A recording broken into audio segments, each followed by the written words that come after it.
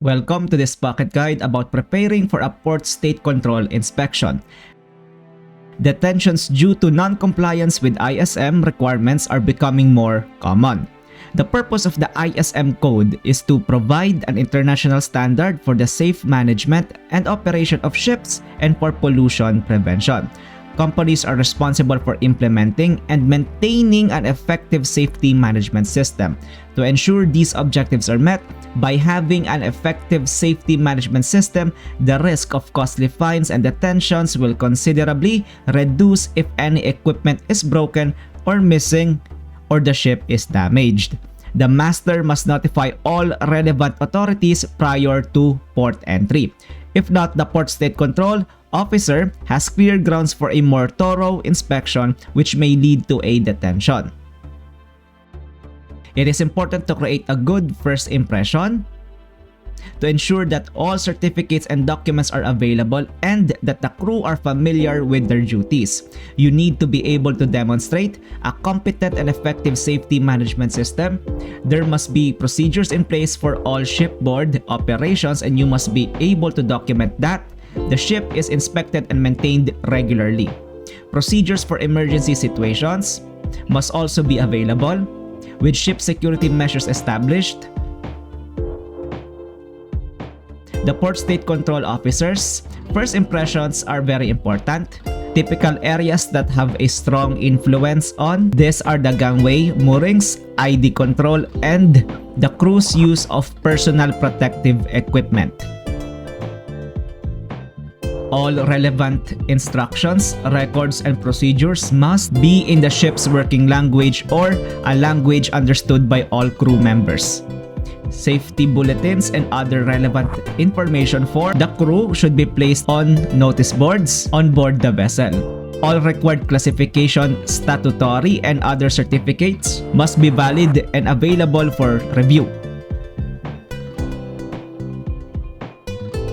It is essential that personnel are familiar with safety and environmental policies. They must also be qualified for their duties and responsibilities. The master's responsibilities must be defined and documented. The crew must be qualified for their rank, and all certificates should be valid.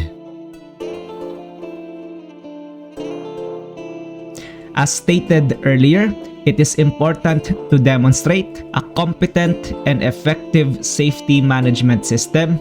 This will typically include internal and external audits, identification of risk to the vessel, crew, and environment, and preventive and corrective actions.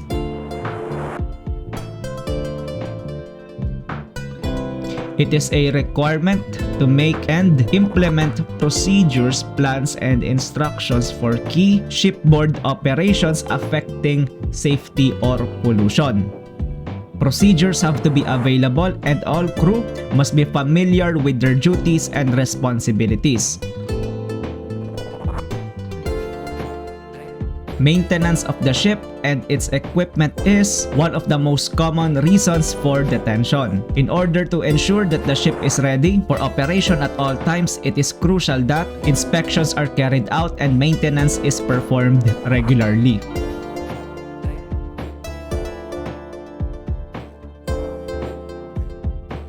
Some port state control officers may ask you to carry out a fire or lifeboat drill to ensure that all crew members know their duties and responsibilities in an emergency situation. If the crew cannot do this properly, it may lead to a detention.